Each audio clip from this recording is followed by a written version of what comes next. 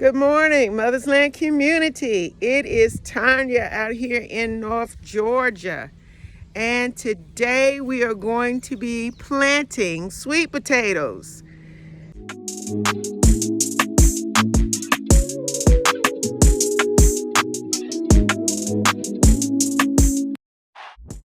So I want to show you where I get my sweet potato slips.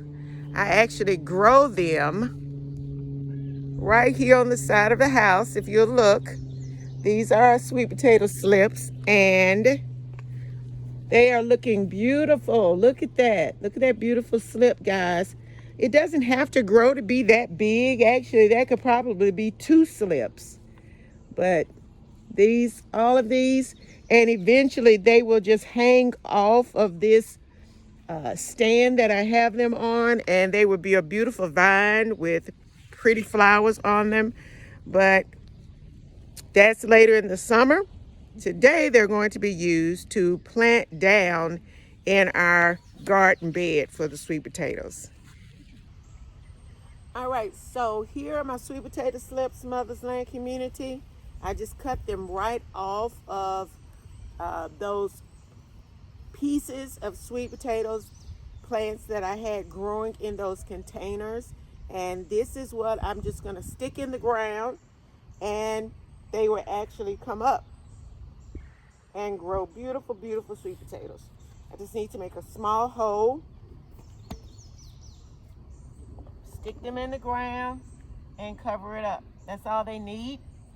Some people may take those plants and stick them in some water for a little while. Not saying that you cannot do it, but there's really no need to do that. So I'm gonna scoot over some more. So hopefully you can see what I'm doing. Just gonna put a slight hole in the ground.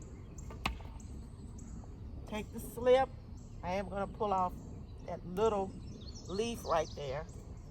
And I'm gonna stick them in the ground and cover them up.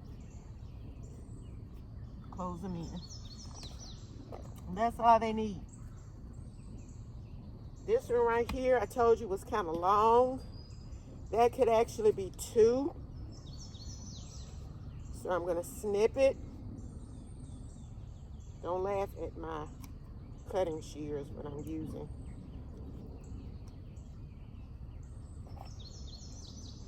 So that's gonna be a piece. That's a little piece of a root. So that's gonna be a piece. And I'm just gonna stick in the ground.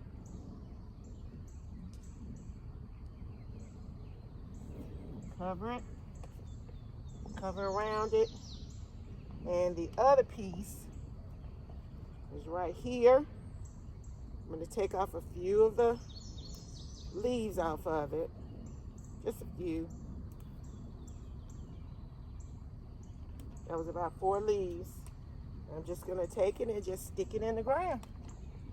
And that's all I need to do to get our sweet potatoes going.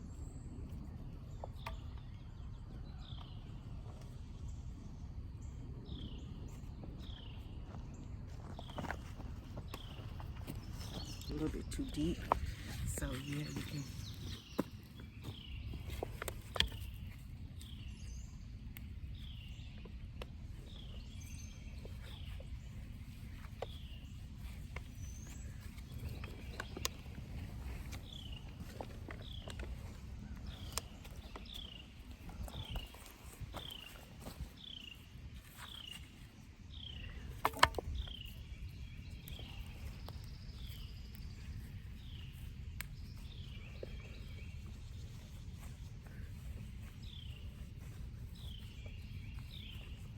Thank you.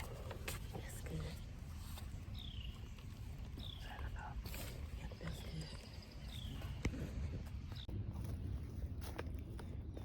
good. Okay, guys. So I planted about 20 slips in here. Some of them are larger than others. About 20 slips. And you're going to see some additional greenery in there.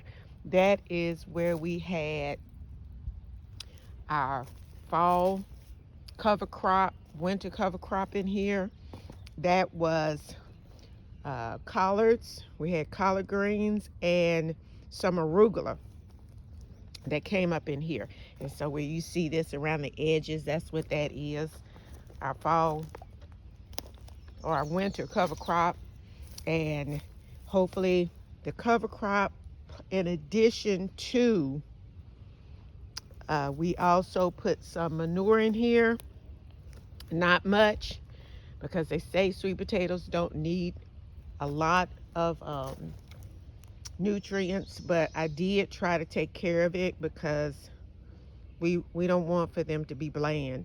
So I put some manure, just a tiny bit of manure in here also.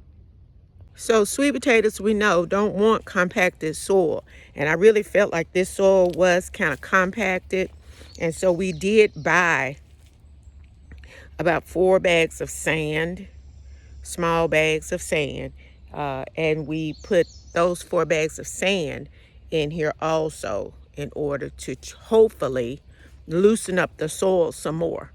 And so we will see how that does. Just want to share with you guys that I noticed that my winter squash is blooming. Yay! So this is pink squash. That is a male bloom, much like the summer squash. And this one also was a male bloom, which you can tell at the base of it.